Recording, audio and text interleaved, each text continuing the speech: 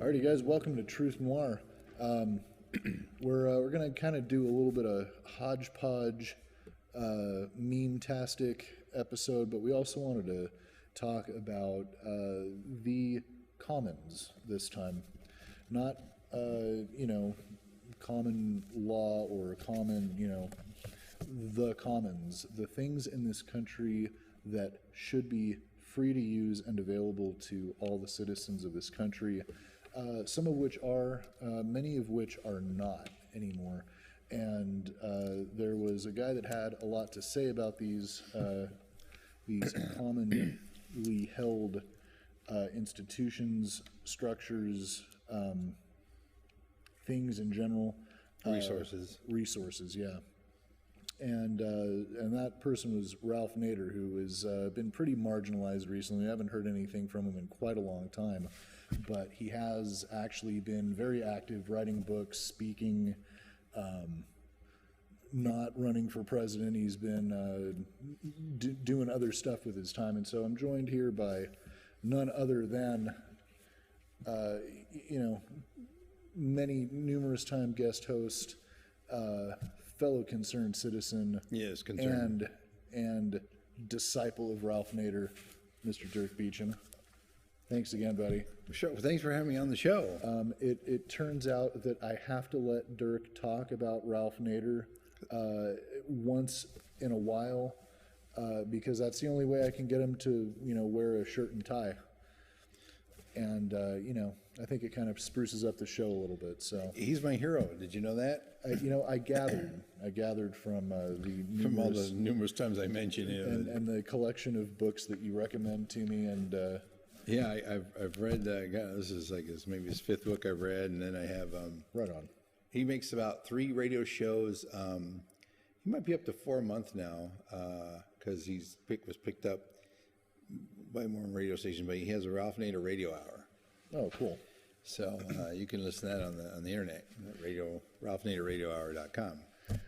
Yeah, and so Ralph Nader, in his political career, was the candidate for the Green Party most often, and got pretty close a couple times, but. Yeah.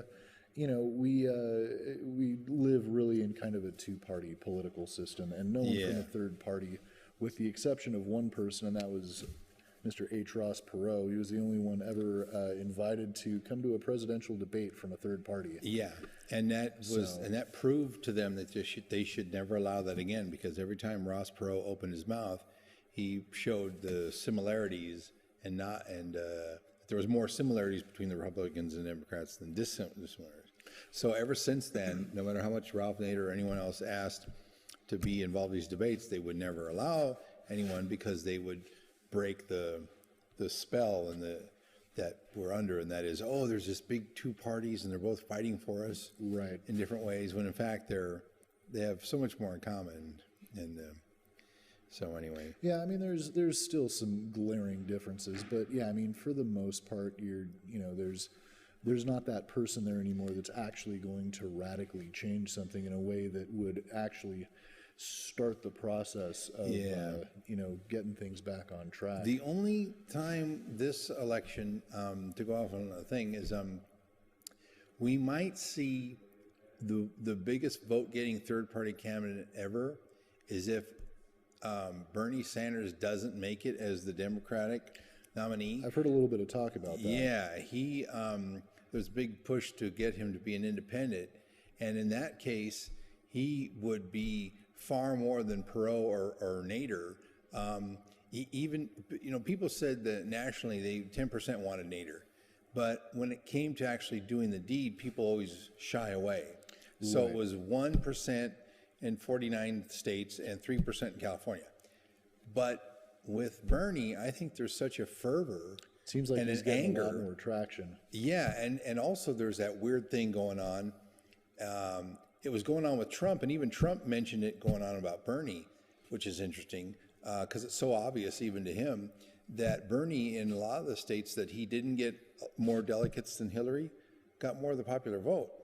So we have a weird thing going on, and people are not going to sit down for that anymore. Yeah, it already happened a couple times in our history. A few times, back,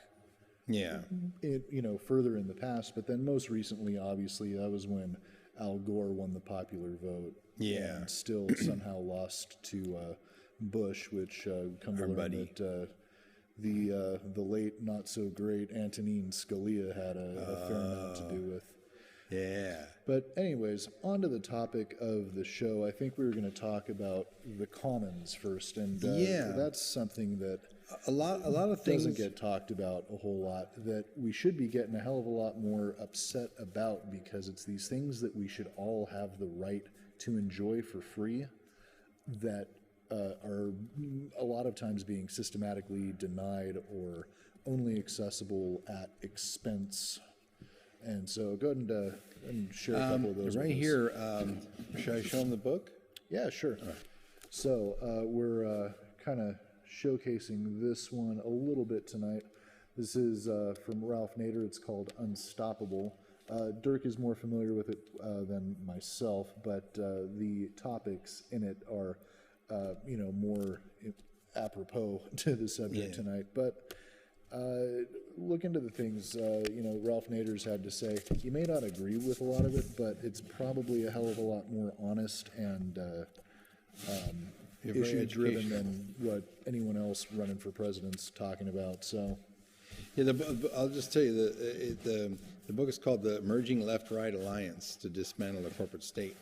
What the thing is what the book starts right off saying, before I get to the commons, is that if you go to any conservative groups or liberal groups in this country, and not just Democrats, but like someone who says they're a liberal Democrat, not necessarily a conservative Democrat, but then you go to a Republican, you really get someone who says they're conservative too, and you ask them 20 things about what they want for the country, their children, things like that, safety. Right. And 15 to 16 out of 20, wherever you go in the country, are identical. So our news media plays on that 3 to 4. And so it's a fallacy that there's this big divide. We have way more in common than we have. So anyway, one of the things we have in common is the commons. For generations, corporations have also been overthrowing traditional notions of property rights, in cases of which the property is either held in trust for many or collectively owned by all. I'm referring to, of course, the commons. That great reservoir of public wealth known as public lands, public airways, public works, public investments, and recently the widening commons of the internet and the oceans. Yeah, it's a lot of stuff, and these are things that they don't get covered in the news. Oh no, it's a thing that has the awareness of which has fallen by the wayside, and because of that, now you have these things like private beaches and networks that you have no say in what gets broadcast on them. Yeah, they have come under private ownership, and you don't get a say in anything that is broadcast on them.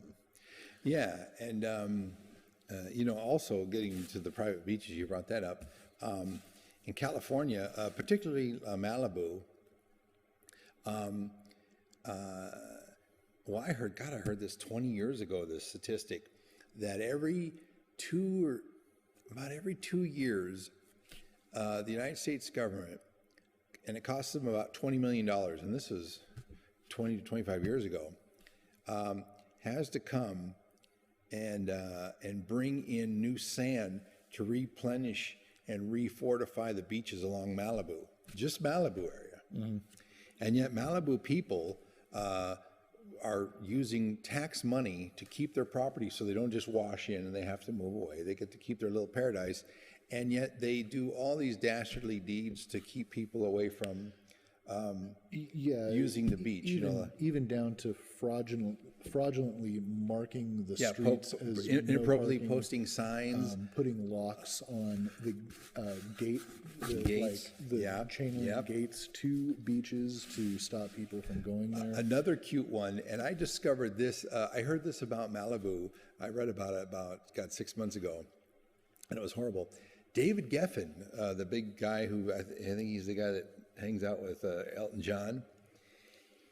He owns a big house on Malibu, and he does this horrible thing where all along the street, he wants people not to be on the street, so he creates these false driveways. So he had false driveways cemented in false garages. So there's like about 10 or 12 garages all along the street. And there's space to where you can't park in front of them because it's illegal to park in front of a driveway. Well, this one guy noticed that there was only one house there, and when you look over the fence, you can see that they're just facades. So he called the cops and says, hey, what's up with this? What's up with this? And the cop obviously knew about it, and he just started getting mad, saying, if you don't move your car, I'm going to give you a ticket. He says, but this isn't a real driveway. So the police are in on it, the city council's in on it, because by the way, I don't know if I'm a homeowner, and for any of you that's out there that try to do any kind of improvement without getting a permit first. Yeah, you get nailed for it. Yeah, they're not going to play around with you, and it's going to be serious, and it's going to cost you a little money. But there's no backslapping, there's no kidding around. Right. But when it comes to the rich in Malibu, there's a lot of kidding around. A lot of winking, a lot of nodding, a lot of backslapping. Well, and then it turns out that even though Malibu is a fairly large place with a lot of beautiful what should be public beaches. Yeah. That is a good example as it is. That is a very small example of the of what we're talking about. Yeah. Yeah. And these all kinds of stuff that we're being charged for that we shouldn't be. Yeah, through astonishing giveaways, as has happened with the people's hard rock minerals like gold and silver, etc., on federal lands, or through bargain basement leases, giving companies the right to extract other valuable natural resources, corporations get control and profitability, use what we own. Also bear in mind that we are the landlords of the public airways. The broadcasters are our tenants. Not the other way around. They make it look like they're doing us a favor. Yet they pay no rent, get free usage 24 hours a day, and unilaterally decide who gets on and who gets excluded on television. Not fair. Major modern industries were created and hugely nurtured by taxpayer-paid research and development monies. These include aerospace, biotech, nanotech, computer, internet, pharmaceutical, medical device, and containerization and agribusiness. Yeah, just all kinds of stuff. And I like this picture of Ralph because it seems like he's like, what the fuck? Yeah. Why isn't anyone else getting mad about this? And this goes to, we're talking about hard mineral resources, but this also comes down to things like water. Water is one of the commons that everyone and should be fracked on. Should. And we're having these huge problems with it in Flint, Michigan, not the least of which. But also when you have companies like, most recently it was Nestle, they're not the only one, but, paying pennies on the gallon for extracting huge amounts of water from common water sources, public water sources, in an unsustainable way. And selling it back to us. Oh boy, yeah. These and all of these things cost money to maintain. The airwaves are a piece of infrastructure. Here's more about the airways. This one a little bit more, and then Controlling what we own would involve charging market prices, reserving some of the owned assets for direct public use, such as time slots for audience-controlled TV and radio, and using public investments or purchasing as leverage to obtain safer products, workplaces, and environments, or to help further national missions benefiting all. Well, yeah, and this happened in the, in earlier, better days, at least financially. I don't know about politically. But when you had public money that got used to build the highway system, Yeah. the, all of Then you were allowed to drive on it for free. yeah, all of what became the infrastructure of the internet, all of your cabling, the telephones, the radios, all of that stuff is maintained through our tax dollars. And I think that's the major point of this. We are already paying for it in good faith that we will be able to use it. And as it turns out, we're not. Yeah. We have to. We should have, the only thing that came close to appearing in the commons was on cable TV, when cable TV was first invented. Every city that cable TV went through had to give one channel, sometimes two, to the city it was in. So to this day, when you have cable TV, if you'll notice, your town, there'll be a channel somewhere there. It might be 3 or 6, but it will be your public access channel. And it shows your city council meetings and stuff like that. Some cities are more prolific than others. Some just sell bulletin boards in between the city council meetings that run for 24 hours a day, like Torrance or whatever. But some are like Monrovia, where I work, where people are coming in all the time and doing shows like this. Right. And so anyway, but that shouldn't just be something for cable. It should be for satellite TV. It should be for regular antenna broadcast TV. And then, of course, radio. They should all have a public access channel. And so anyway. Yeah, and so many places don't. I mean, I know I don't get, I live fairly close to the city you live in. Yeah. And I don't have access Yeah, they to shut, that I think they Monrovia shut down public access channel. No, you could come in and do a show there, but I don't know if San Gabriel has their own channel. Well, I mean, as far as being able to view it. Yeah, oh yeah. We try to put a lot of things on YouTube, but and then we have our own website, but that's but we can't afford to have a webmaster, so there's only certain things on there. It was a much more robust institution. Yeah, LA shut theirs down. The city of LA, the mighty city of LA, had to shut theirs down. A lot of cities shut them down.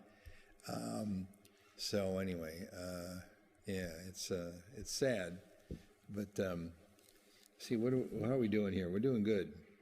Oh Yeah, we got plenty of time. yeah, and then So, see, anyways, I think about you. You got a passage marked for me. Yeah, Norm's show, Truth NOIR. I feel so special. Yeah. All right, man, lay it on us. Hey, well, this we're going to change the subject a little bit, and then we're going to talk about because it was corporate personhood. How did this whole idea get invented? Well, it was and was not invented in 1886. And here's how that goes. The judicial legislation that has promoted the idea of corporate personhood since 1886 flies in the face of bare fact that there is absolutely no mention of the word corporation, company, or artificial entity in the text of the Constitution as amended. Overturning the decisions based on this illegitimate idea of corporate personhood would mean that people, if they chose, could legislatively and judicially redress much of the imbalance of power between them and corporations. If corporations cannot claim the same constitutional rights as natural persons, the people will be able to better control, for instance, harmful and violent commercial marketing to children, as well as put an end to ways companies are taxed, prosecuted, subsidized, coddled, allowed to prevent people from banding together. This is what I believe Kurt Russell meant when he listed prudent restrictions upon power. As a conservative principle, and what historical liberalism meant by restraining the state from so overpowering large corporations, or so empowering large corporations. the way these points from opposite ends of the political spectrum, conservative and liberals agree upon controlling corporate roughshotting over the citizenry. The way these points from opposite ends of the political spectrum echo each other's indicates that on this issue there is a convergence. How did the idea start? Well, the personhood idea originated with a scribe who reported the 1886 Supreme Court decision, Santa Clara County versus Southern Pacific Railroad Company case, and put in the head notes the decision, something the justices expressly did not decide. He erroneously or maliciously, because he was a former railroad employee, that the railroad in the case is considered a person for purposes of the 14th Amendment. After that, it was off to the races with one Supreme Court case after another using this misconstruction to assert existence of another person's rights for that artificial entity, chartered by the state called a corporation. Yeah, and we've seen this happen plenty of times where a thing that was not in the Constitution gets written into precedent-setting case law, and then just keeps getting reiterated time and time again. And I think when then it becomes real. Like an actual. Just repeat it over and over again. People stop questioning it. And there was another example of this when we were reading the Constitution. The amendment regarding the income tax itself, which historically was never ratified in any recognizable way. That's interesting too. When any of the other amendments were properly ratified, everyone involved, even if they were in separate parts of the country, had the exact same text, and by certified mail or by physical representation, like physical presence in the building, was there to vote to ratify it. And with that amendment, the federal income tax one, that wasn't the case. It was not ratified by 2/3 of anyone. The text of the document itself was not the same as it was given to all the different delegates. And so that was another thing that someone just arbitrarily said, oh yeah, it's ratified, and then it became part of the Constitution, and now you pay about 25% of your income in not only income but various other taxes as well. And they're not even getting used to bolster the commons in such a way that we have all of this free access to them. And it's a shame. And more and more... I feel the way Ralph Nader looks in that picture. Like, come on. What's going on? He's fighting for us. And should we he opened a museum. A Ralph Nader museum? Well, it's not called that. It's a museum of tort reform law. Okay. And this is my poor way of explaining it, but basically, if you, I don't know if you heard about a few years ago, there was a particularly nasty shipment of toys that came in from China that were really causing a lot of illnesses and sicknesses amongst children. Oh yeah, they had like lead paint and and little parts were falling off and so forth. And so in this country, and thanks to tort reform, instead of a family having to go scrape up enough money and get a lawyer and then battle some behemoth like Toys R Us, if there's a law in the books that say that it's illegal for them to sell bad toys, you don't have to get that lawyer.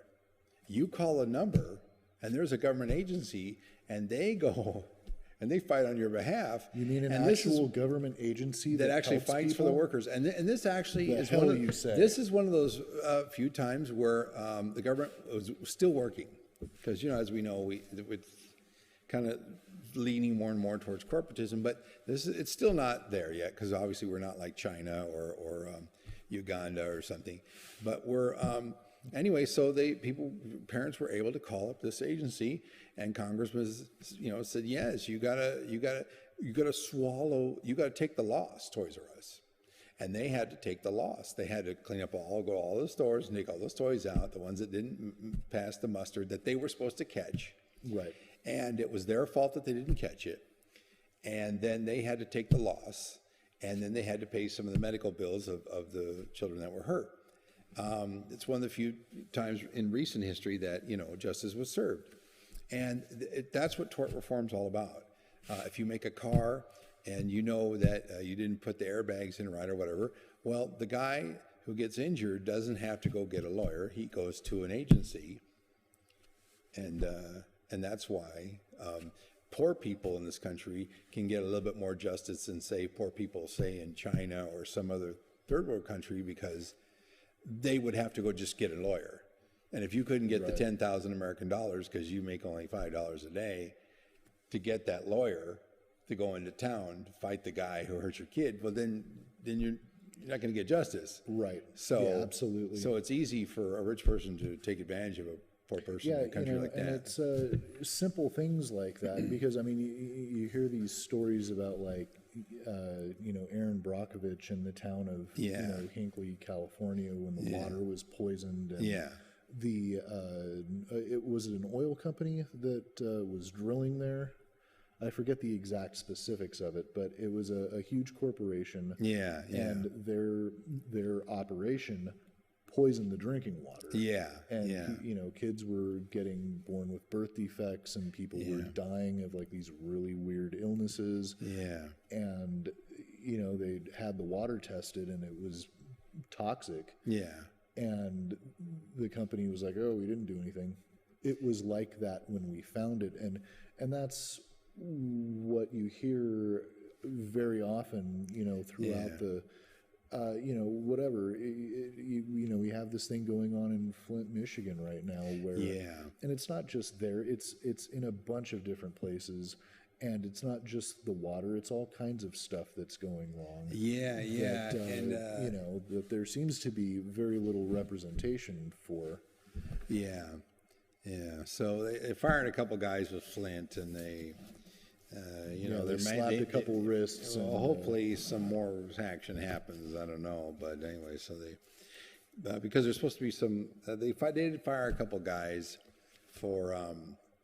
I don't know if they're going to bring charges up against them for, because the state is supposed to oversee that. When a guy, your worker, goes out and takes samples, then it goes to a lab, and then these results go to the state, and then they have to review them, and they keep them in a record. So some guys in the state were just shit-canning the results, because I guess they had friends in the companies that were making these pollutants, and they didn't want to. Hey, it's going to cost him money to clean up the water, blah, blah. We're in too deep. We might as well just keep trying to hide his kid probably takes tennis lessons with his kid, and you know how that works. And so, so that's what they got the officials on, but now they're trying to go after the company, and so we'll see what goes on. So what else you got for us, Dirk? Well, we did commons, we did tort law, which is fascinating. Well, tort law, now we have memes for that. So you want to look at some of the memes? All right, let's get to it. Yeah, see what we got here. Well, okay, that doesn't look very torty to me. That was, I've ridden in a Corvair back in the late 70s. It was a wonderful car, but unfortunately, it was unsafe at any speed. It was Ralph Nader's first book. Oh, really? Yeah, and so Ralph Nader's the one who killed the Corvair. Yeah, that's why no one voted for him. Yeah. Oh, that started right off on the boat, because I got to admit, it was a really cool car, but it was, as he says, I got to be honest, it was unsafe at any speed. And it was his first book of many books. And I don't think that Ralph Nader. Unsafe at any speed. I don't think Ralph Nader gets enough credit for a lot of the noise that he made. That really inspired a lot of the auto crash testing and airbags. He's responsible for airbags that came out in the 80s and were promoted. He talked Ford, of all companies, into doing it, and that they would. He talked to some congressman that says, you know what, only buy from a car company with the safest car. And he went to Ford and he says, well, if you put airbags in, I bet you can talk the government into buying a fleet of Fords, and they won't buy Chevys like they do. And they did that, and it promoted Ford to do more airbags, and then Chevy wanted to get this. So it was like one of the good things where there was a competition. Then Chevy goes, well, we want to sell more cars to the government, and then so it was one of the few times where they said, okay, well, we got to put airbags in our thing. Yeah, and that's the way it should be. You should have a good competition, not a race to the bottom, but a race to the top. Corporations and governments pissing themselves trying to figure out the next best thing to do for people. Yeah. Because of course that's what people will support instead of the other way around where you make the cheapest thing you possibly can. You want a fun fact about that? My buddy Kenneth Barella, a wonderful friend of mine. He's out there in Bishop right now. That was his dream. We were born and raised in South San Gabriel, and he says, Dirk, when I become an adult, I'm going to move to Bishop. And I've been looking him up, and that's where he is. Right on. Anyway, when he first bought that car, we go and we brought it back to this house, and we lifted up the trunk, and we look, and the engine was in the back. So in the front was the spare tire. We looked, and then oh my God. And so we pulled the tire out, and there was this boulder, a big rock like this. And so, but it was big enough to where me and his dad was there, and his dad was still young and strong, you know, because we're teenagers, we're in high school, so we can have some weight. And so we got in there, the three of us, and we got this big old boulder out. We put it to the side. This is a rock you picked up on your road No, that trip, was in the front, because the Corvair has a front trunk. Right. And so we had to put a boulder in there, and then put the spare tire on top of it. So we took the boulder out, put the spare tire back in, closed it down, and said, okay, there we go. We went driving, and the thing had no control. Oh, really? It was just sliding all over the road. It was like, whoa, really unsafe. So we brought it back. That was your stability boulder. And Kenny told his dad that. He goes, oh, shit. So we lifted up the hood, took the spare tire back out, heaved it back in, laid it in there. It just fit perfectly in this little depression right below the spare tire. And then we put the lid down, and that thing drove smooth as butter. Strange. Yeah, and it performed great, but man, it needed that fucking boulder in there. So anyway. That's way out, man. Yeah, good stuff. All right, what else we got? That's him. I guess he gave some Time Magazine award. Trip in the Light Fantastique. Yeah, and so. Let's see if we get to a McDonald's thing, the hot coffee thing. Okay, well, let's read that. Was it doctors? Oh, doctors smoke Camels. Yeah, this is just one of those old commercials where... Yeah, it harkens back to the day when doctors were able to endorse cigarettes. Yeah. It was, and of course, they're paid for by cigarette company. Because no real doctor would ever say that I think it's okay to smoke cigarettes.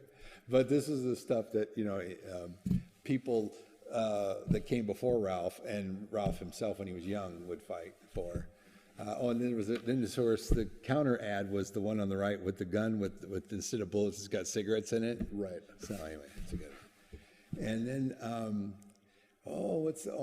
it talks about toy tragedy, all the toys that harmed kids. Oh yeah, all the stuff. Ones that were repealed over the years, and thanks to our laws that our kids didn't have to be subjected to. So, yeah. And I can't see which ones are which, but one that's going to be coming up is about the McDonald's coffee. Oh, that's what the new museum looks like. So if you are in Connecticut, Winsted, Connecticut.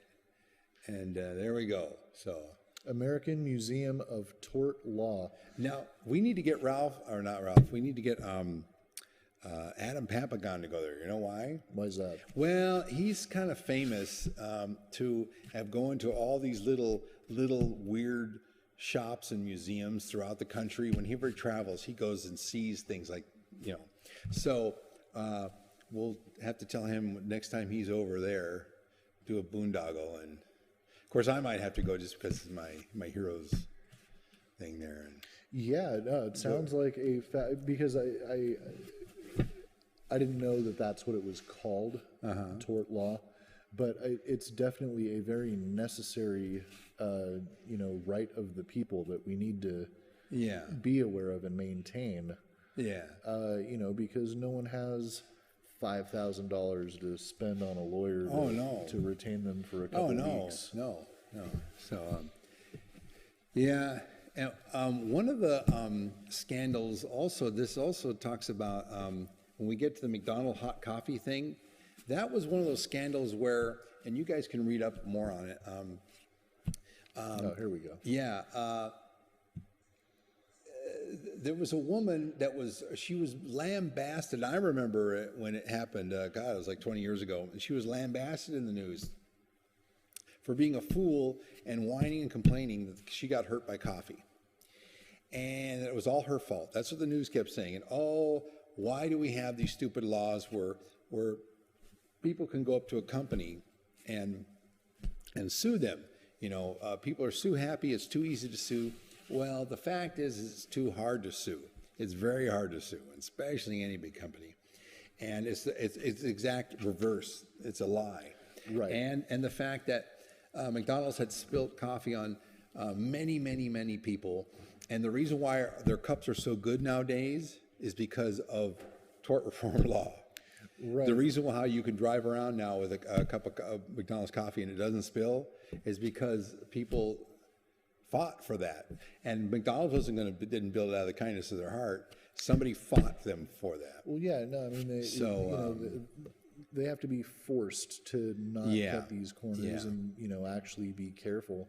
And there's a couple of times, I think it's probably happened to everyone, where you spill a hot drink on yourself because an employee doesn't put the lid on. Yeah. Right? And how are you supposed, especially if you're going through the drive-through and you're already off balance grabbing a cup of something that the lid's not on right. Yeah, and I've noticed that lately over the years, they do seem to work really well, and it's because of this stuff, and contrary to what the media blitz that McDonald's makes and a lot of companies make, they say, oh, people are always, another thing, we'll go off on a subject here. Another thing I hate is about every now and then, and sometimes it'll be on network news like Channel 7 or whatever, they'll have these things where they'll go, oh, there's this guy, and he's on disability from his company, and he jogs, and we ran up to him with our microphone and our camera, and we're asking him,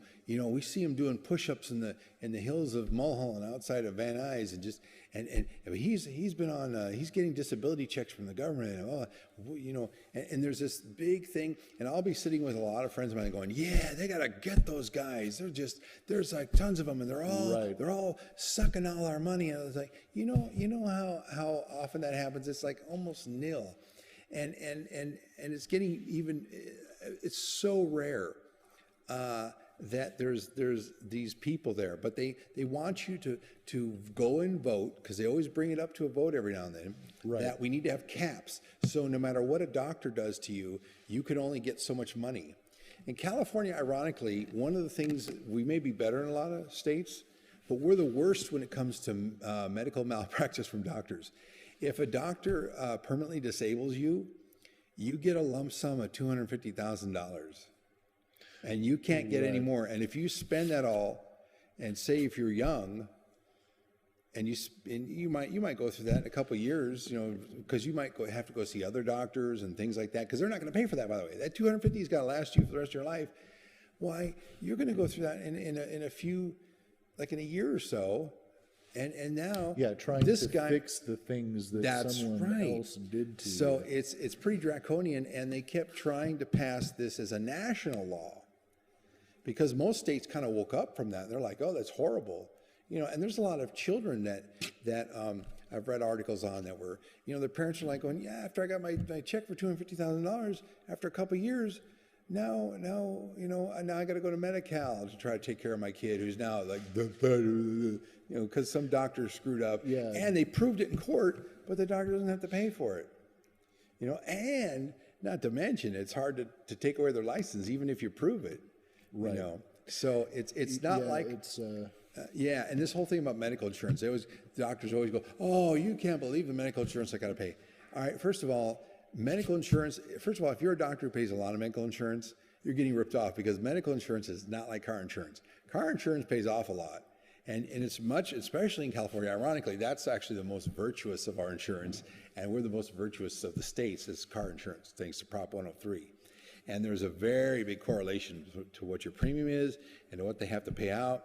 There's actually an outside agency to make sure that they make a profit, but not too much, not that they're not gouging people on their premiums. And so it's a very good system. And ironically, usually California car insurance companies are the most profitable because they're not overpaying their CEOs and things like that. They're just concentrating on, charge a little bit more premiums than you pay out, make your profit. Everyone does well. And the stockholders do better here too. Interesting enough. But medical insurance, exact opposite.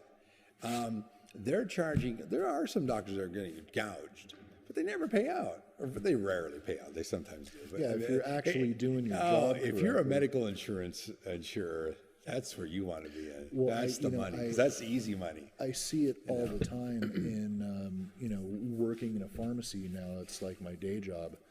And these medical insurance companies that people pay high premiums. These people that are actually ill, that need a medication that costs, the treatment costs, $40,000-$50,000. That, it's like, okay, this drug does this thing.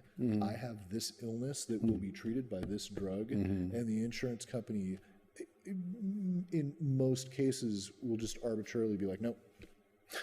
You don't meet our criteria. Yes, you have this disease, and yes, this medicine will cure it, and no. And it's really disgusting. And it's supposed to be not as bad, thanks to Obama, but it's still going on. There's still a lot more work to be done, and I think Bernie will carry on the fight. You know what I'd love to see ideal? Not just that Bernie becomes president, but that he takes Ralph Nader and puts it on one of his in his cabinet. I think that's a power cabinet. There's another cool chick called Winona LaDuke. We might talk about her one day. She actually ran to be the vice president of Ralph Nader. Oh, really? In the 2000 election, and she's really great in fighting for more about the commons, Native American rights, because she's Native American. And so she's an interesting gal. We'll talk about her another time. But all right, cool. I want to do more stuff like that because, as it turns out, there's not just these sacks of garbage running for president. There are other people who are involved in trying to make changes that would actually, who's to say that it might not work either, but at least it would be trying something different. Trying. And I think not status quo. Yeah, because status quo has brought all this nonsense about. Anyways, we're running out of time as we always do, but it's a good show. This was kind of a pet topic of Dirk's that he wanted to bring up and talk about. He always for a while. kids me about this. And I'm glad you did. Thank you. I appreciate hearing about people that don't get the press that they deserve, or are Ooh, look at that. Mocked for their attempts. And so you guys, I'm not specifically, I haven't read it, so I can't personally recommend it, but Dirk seems to be a pretty big fan, and Dirk wins decent person points. I try. He doesn't. I may tell. He doesn't win. Best looking or the most decent jokes. My jokes are pretty rough. They're hard to go down. Not the funniest guy in the room usually. The jokes are really rough. Even when he's just by himself looking in a mirror. Yeah. But anyways, thank you, Dirk. All right, sir. Good stuff. Okay. And you guys, we try and bring up stuff that isn't commonly talked about. The commons, public airways, corporate personhood is stuff that gets swept under the rug so much, and so look into it. Ralph Nader's not the only one talking about it. There's other people. And he names names. He always talks about people who are fighting the fights for you. So if you ever read any of his books, he will, or listen to his radio broadcast that's on the internet. He has an internet radio station. He'll always name names of all the many people throughout our country that are fighting in our cities and towns throughout this country for citizens' rights. So excellent. Yeah. Alrighty, you guys. Well, we're at the end of another episode in this continuing saga of, Yes. putting Do-goodership. stuff out. Yeah, trying. So, anyways, you guys take care. Food for thought. We'll catch you next time. And in the meantime, wherever you're going, get there safe. Peace.